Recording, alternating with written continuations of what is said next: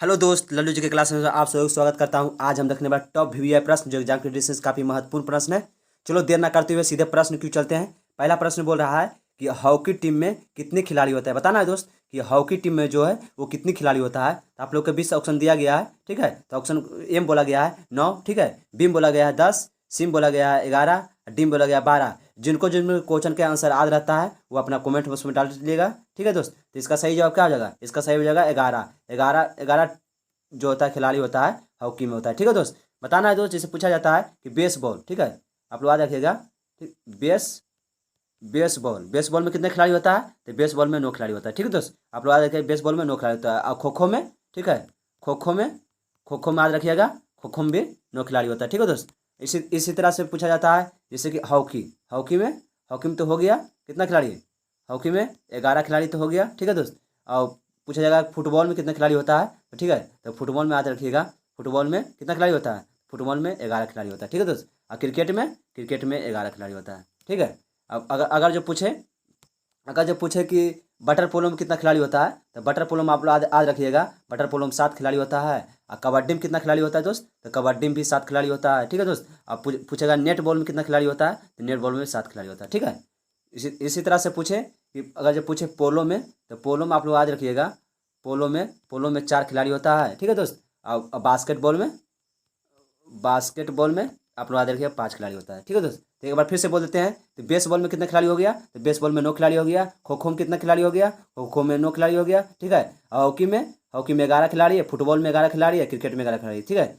और फिर आप याद रखिएगा जैसे बटर पोलो में, तो बटर पोलो में हो जाएगा 7 खिलाड़ी है। कबड्डी में भी 7 खिलाड़ी है। नेट बॉल में भी 7 खिलाड़ी है, ठीक है।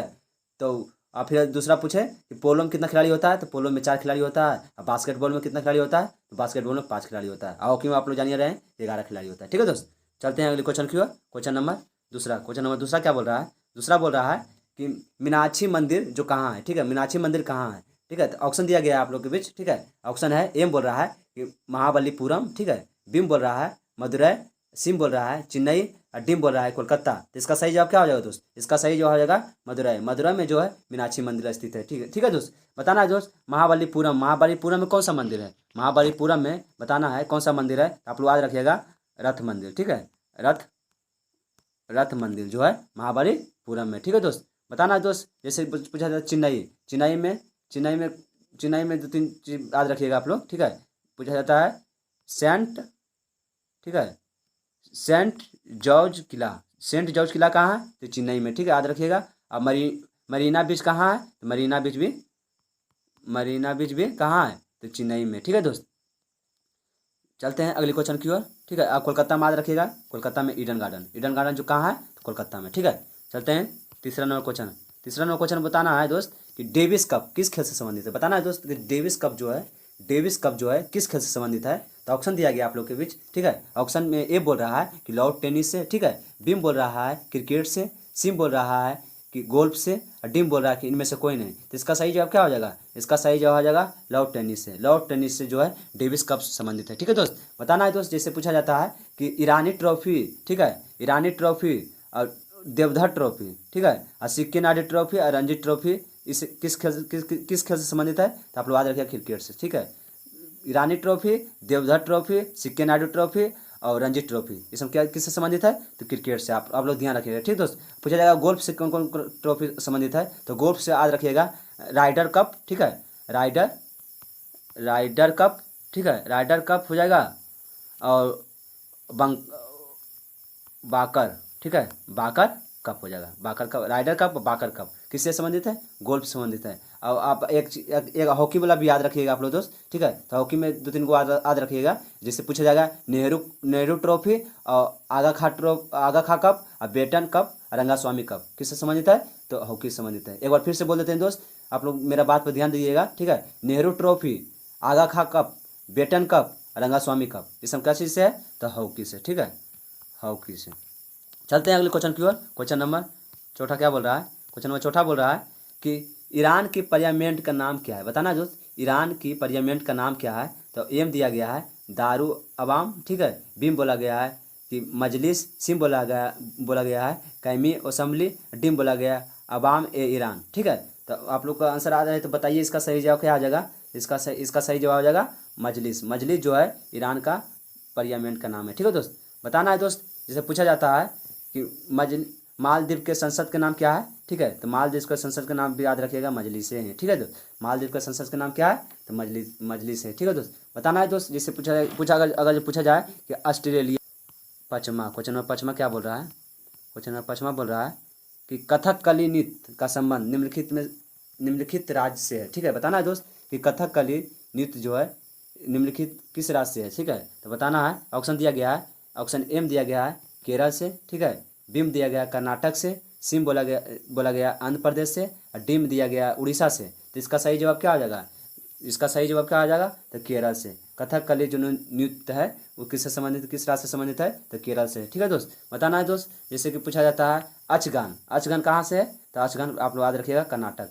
अचगान ठीक है, अचगान कहाँ से, कर्नाटक का लोक नृत्य है। ठीक है दोस्त, बताना है दोस्त। जैसे पूछा जाता है कि तो अचगान तो हो गया कर्नाटक से, तो बताना है उड़ीसा से कौन सा है, तो उड़ीसी। ठीक है, उड़ीसा के उड़ीसी। ठीक है, आंध्र प्रदेश का आप लोग जानवे करते हैं कच्चीपुड़ी, आंध्र प्रदेश से कच्चीपुड़ी। और केरल का आप लोग याद रखिएगा, केरल का मोहिनी अट्टम भी हो जाएगा कहाँ के लोक नृत्य है, तो मोहिनी अट्टम भी है केरल का है। ठीक है, और उत्तर प्रदेश का आप लोग 2-3 याद रखिएगा। ठीक है, उत्तर प्रदेश के हो जाएगा रसलीला। ठीक है, रसलीला हो जाएगा उत्तर प्रदेश के, और नौटंकी हो जाएगा उत्तर प्रदेश का, और क्या हो जाएगा, झूला हो जाएगा उत्तर प्रदेश का। ठीक है दोस्त, आप लोग याद रखिएगा। ठीक है, लिखने में जैसा दिक्कत होता है दोस्त आप लोग समझ जाइएगा। ठीक है, चलते हैं अगले क्वेश्चन की ओर। क्वेश्चन नंबर 6 नंबर क्वेश्चन बोल रहा है कि जापान की मुद्रा है। ठीक है, बताना है दोस्त, जापान की मुद्रा है। ठीक है, ऑप्शन दिया गया है, एम दिया गया है रूबल, ठीक है, बीम दिया गया है डॉलर, सिम दिया गया है लीरा, और डीम दिया गया है येन। ठीक है, तो इसका सही जवाब क्या हो जाएगा, इसका सही जवाब हो जाएगा येन जो है जापान का मुद्रा है। ठीक है दोस्त, बताना है दोस्त। इसका लीरा हो जाएगा तुर्की के लीरा। ठीक है, चलते हैं अगले क्वेश्चन की ओर। क्वेश्चन नंबर 7 क्या बोल रहा है, क्वेश्चन नंबर 7 बोल रहा है, ठीक है, जैसे छोटा कर देते हैं दोस्त। हाँ, 7वां क्वेश्चन बोल रहा है दोस्त कि विश्व स्वास्थ्य संगठन का, ठीक है, WHO का मुख्यालय किस नगर में स्थित है। बताना है दोस्त कि विश्व स्वास्थ्य संगठन का WHO का मुख्यालय कहाँ है। ठीक है, तो ऑप्शन दिया गया है, एम दिया गया न्यूयॉर्क, ठीक है, बीम दिया गया पेरिस, सिम दिया गया जनेवा, डीम दिया गया हैंगा। ठीक है, तो इसका सही जवाब क्या हो जाएगा, इसका सही जवाब हो जाएगा जनेवा में जो है विश्व स्वास्थ्य संगठन का मुख्यालय है। ठीक है दोस्त, बताना है दोस्त। WHO, ठीक है, इसका WHO इसका स्थापना कब हुआ था, तो आप लोग याद रखिएगा 1948 में स्थापना हुआ था। ठीक है दोस्त, बताना है दोस्त। जैसे अगर जो पूछ ले कि यूनिसेफ और UNO, ठीक है, यूनिसेफ और UNO का मुख्यालय कहाँ है, तो आप लोग याद रखिएगा न्यूयॉर्क में। ठीक है दोस्त, न्यूयॉर्क में UN और यूनिसेफ का मुख्यालय कहाँ है, तो न्यूयॉर्क में। अब अगर जो पूछ ले अंतर्राष्ट्रीय न्यायालय का मुख्यालय कहाँ है, तो आप लोग याद रखिएगा द हेग में अंतर्राष्ट्रीय न्यायालय का मुख्यालय है। और नीदरलैंड का मुख्यालय कहाँ है दोस्त, तो नीदरलैंड का मुख्यालय भी द हेग में है। ठीक है दोस्त, चलते हैं अगले क्वेश्चन की ओर। क्वेश्चन नंबर 8वां क्वेश्चन क्या बोल रहा है, क्वेश्चन नंबर 8वां बोल रहा है कि देश में भाभा परमाणु अनुसंधान केंद्र की स्थापना कहाँ हुई। ठीक है, बताना है दोस्त कि भारत देश में भाभा परमाणु अनुसंधान केंद्र की स्थापना कहाँ हुई। तो ऑप्शन दिया गया है आप लोग के बीच। ठीक है, जिनको जो क्वेश्चन का आंसर आ जाता है वो अपना कमेंट बॉक्स में डाल से चलिएगा। तो एम दिया गया है पोखरण, ठीक है, बीम दिया गया है ट्राम्बे, सिम दिया गया है बंगलुरु, ठीक है, और डीम दिया गया कोलकाता। तो इसका सही जवाब क्या आ जाएगा, इसका सही जवाब आ जाएगा ट्राम्बे में जो है भाभा परमाणु अनुसंधान केंद्र स्थापित किया गया है। ठीक है दोस्त, ट्राम्बे कहाँ पड़ता है दोस्त, ट्राम्बे आप लोग याद रखिएगा मुंबई में पड़ता है। ठीक है दोस्त, मुंबई में पड़ता है। ठीक है, तो आप लोग एक फैक्ट याद रखिएगा। ठीक है, अगर जब पूछ ले भारत का पहला परमाणु रिएक्टर का नाम क्या था, तो भारत का पहला परमाणु रिएक्टर का नाम क्या था, अप्सरा। ठीक है दोस्त, अप्सरा जो था भारत का पहला परमाणु रिएक्टर का नाम था। ठीक है दोस्त, बताना है दोस्त ये पोखरण जो है, पोखरण कहाँ स्थित है, तो पोखरण आप लोग याद रखिएगा राजस्थान। ठीक है, राजस्थान में पोखरण स्थित है। ठीक है दोस्त, बताना है दोस्त जैसे कि भारत में पहली बार परीक्षण किया गया पोखरण में किया गया था। ठीक है, पहली बार किया गया था, तो कब किया गया था परमाणु परीक्षण। ठीक है, परमाणु परीक्षण पहली बार किया गया था 18 मई, ठीक है, 1974 के। ठीक है, 1974 के आप लोग ध्यान रखिएगा। ठीक है, 1974 को पहला किया गया, और दूसरा कब किया गया था, तो 13 मई 98 को। आप लोग याद रखिए, दोनों फैक्ट VVI प्रश्न बार बार पूछा जाता है। पहला पूछे तो पहला पूछे तो 1974 में, ठीक है, 1974 में, और दूसरा पूछे तो 1998 में, ठीक है। तो चलते हैं अगले क्वेश्चन की ओर। क्वेश्चन नंबर 9 क्या बोल रहा है? क्वेश्चन नंबर 9 बोल रहा है कि निम्नलिखित में से किस में कार्बन की मात्रा सबसे कम है? ठीक है, बताना है दोस्त कि निम्नलिखित में से किस में कार्बन की मात्रा सबसे कम है। ऑप्शन दिया गया है आप लोग का, 4 ऑप्शन दिया गया है, ठीक है। एम दिया गया है, ठीक है, मुर्दल इस्पात, ठीक है, बीम दिया गया है कि नरम इस्पात, सिम दिया गया है कठोर इस्पात, डिम दिया गया है पिटवा इस्पात, ठीक है। तो इसका सही जवाब क्या हो जाएगा? इसका सही जवाब हो जाएगा पिटवा इस्पात। पिटवा इस्पात में कार्बन की मात्रा सबसे कम होता है, ठीक है दोस्त। बताना है दोस्त पिटवा लोहा में कार्बन की मात्रा कितना होता है? तो पिटवा लोहा में आप लोग ध्यान रखिएगा 0.12 से लेकर 0.25% होता है, ठीक है दोस्त। आप लोग याद रखिएगा पिटवा लोहा में, ठीक है। बताना है दोस्त, जैसे पूछा, अगर जब पूछ ले कि अस्थाई चुम्बक बनाने में किसका उपयोग करते हैं, ठीक है, अस्थाई चुम्बक बनाने में किसका प्रयोग करते हैं, तो आप लोग याद रखिएगा नर्म लोहा का प्रयोग करते हैं, ठीक है। नर्म लोहा का प्रयोग अस्थाई चुम्बक बनाने में किया जाता है, ठीक है दोस्त। और अगर जब पूछ ले अस्थाई पूछे तो इस्पात का, ठीक है, इस्पात का आप लोग ध्यान रखिए। ये दोनों पूछना हमेशा पूछा जाता है तो दोस्त, ठीक है। अगर जब पूछे अस्थाई पूछे तो नर्म लोहा का प्रयोग किया जाता है, अस्थाई पूछे तो इस्पात का प्रयोग किया जाता है, ठीक है दोस्त। चलते हैं अगले क्वेश्चन की ओर चलते हैं। क्वेश्चन नंबर 10 क्या बोल रहा है, देखते हैं। क्वेश्चन नंबर 10 बोल रहा है, 10वां क्वेश्चन बोल रहा है कि निम्नलिखित में से कौन ना तो तत्व है ना ही यौगिक, ठीक है दोस्त। जैसा दिक्कत टाइप हुआ यौगिक, ठीक है, ना तो तत्व है ना ही यौगिक, ठीक है। तो ऑप्शन दिया गया है आप लोग के बीच, एम दिया गया है जल, ठीक है, बीम दिया गया पारा, सिम दिया गया सोडियम क्लोराइड, ठीक है, डिम दिया गया वायु। तो इसका सही जवाब क्या हो जाएगा? इसका सही जवाब हो जाएगा वायु। वायु जो ऐसा तत्व है, ना तो ये यौगिक है, ना तो ये तत्व है, ना ही यौगिक है, ठीक है दोस्त। वायु क्या है? तो वायु आप लोग ध्यान रखिएगा, वायु क्या है? मिश्रण है, ठीक है। वायु क्या है? मिश्रण का उदाहरण है, ठीक है दोस्त। बताना है दोस्त, जैसे पूछा जाए पारा, ठीक है, तो पारा पूछे जाए तो पारा एक क्या है? पारा एक द्रव धातु है, ठीक है। द्रव धातु पूछे, द्रव धातु क्या है? पारा एक द्रव धातु है, ठीक है दोस्त। अब पारा का आयक्स बता सकते हैं दोस्त? पारा का आयक्स सीने बार हो जाता है, पारा का आयक्स हो जाता है, ठीक है दोस्त। एक फैक्ट याद रखिएगा, ठीक है। इसी में पूछा, अगर जो पूछे कि पारा जो है विद्युत का क्या होता है? विद्युत का, तो आप लोग ध्यान रखिएगा सुचालक होता है। पारा जो है विद्युत का सुचालक होता है, ठीक है दोस्त।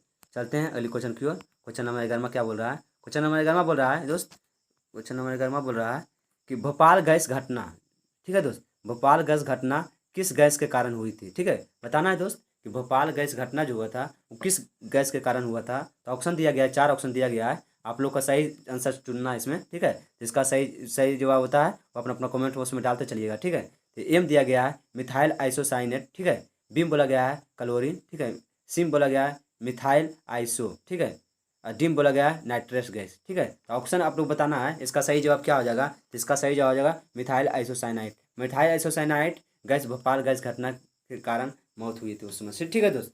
बताना है दोस्त मिथाइल आइसोसाइनाइट भोपाल गैस घटना जो हुआ था वो कब हुआ था। तो आप लोग ध्यान रखिएगा, मिथाइल जो भोपाल गैस घटना हुआ था वो हुआ था 1984 में जो हुआ था भोपाल गैस घटना हुआ था, ठीक है दोस्त। चलते हैं अगले क्वेश्चन की ओर। क्वेश्चन नंबर 12 क्या बोल रहा है? क्वेश्चन नंबर 12 देखते हैं। क्वेश्चन नंबर 12 बोल रहा है दोस्त कि ग्रीन हाउस प्रभाव, ठीक है, ग्रीन हाउस प्रभाव निम्नलिखित में से किसका परिणाम है, ठीक है। बताना है दोस्त ग्रीन हाउस प्रभाव जो होता है वो निम्नलिखित में से किसका परिणाम है, ठीक है। तो ऑप्शन दिया गया है, 4 ऑप्शन दिया गया है, ऑप्शन आप लोग को सही बताना है, ठीक है। तो ऑप्शन एम दिया गया है अम्ल वर्षा, ठीक है, बीम बोला गया अत्यधिक उष्मा, सिम बोला गया अत्यधिक CO2 का छोड़ना, और डिम बोला गया इनमें से कोई नहीं, ठीक है। तो इसका सही जवाब क्या हो जाएगा? इसका सही जवाब होगा अत्यधिक CO2 छोड़ना। अत्यधिक CO2 छोड़ने के कारण ग्रीन हाउस प्रभाव का परिणाम होता है, ठीक है दोस्त। ग्रीन हाउस प्रभाव का परिणाम किसके कारण होता है? अत्यधिक CO2 छोड़ना, यानी कार्बन को छोड़ना, ठीक है दोस्त। बताना है दोस्त कि जैसे कि ग्रीन हाउस गैस में मुख्यतः घटक होता है, किसका होता है? ग्रीन हाउस गैस जो होता है मुख्यतः घटक होता है CO2 का। आप लोग ध्यान रखिएगा, ठीक है दोस्त। चलते हैं अगले क्वेश्चन की ओर।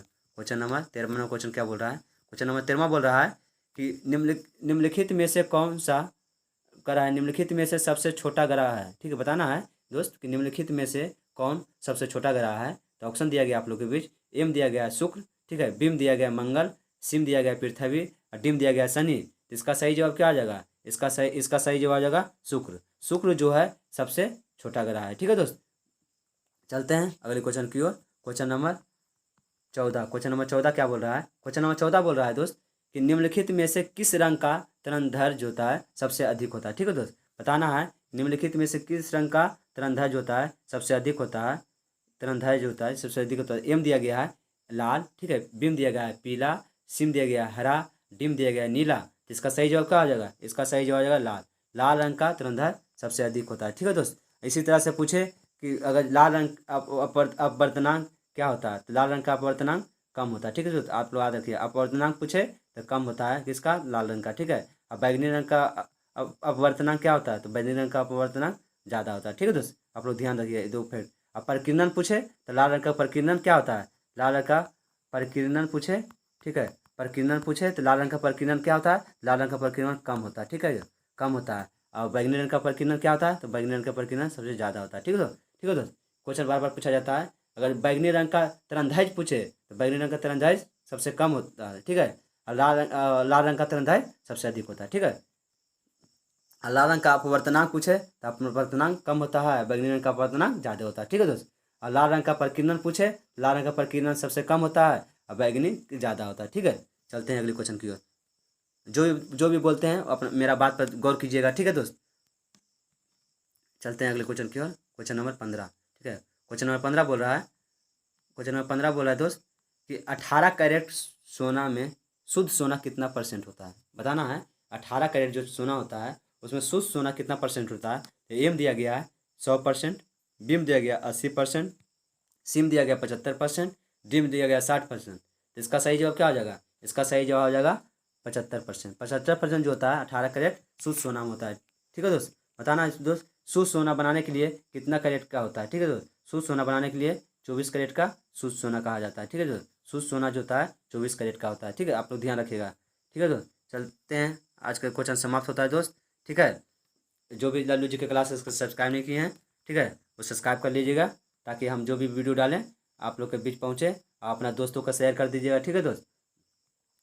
और जो भी हम 15 प्रश्न बताए हैं आप लोग के बीच, ठीक है, मेरा फैक्ट पर ध्यान दीजिएगा। और सब VVI पर प्रश्न है, ठीक है, जो एग्जाम के लिए किसी न किसी एग्जाम में पूछा गया प्रश्न है, ठीक है।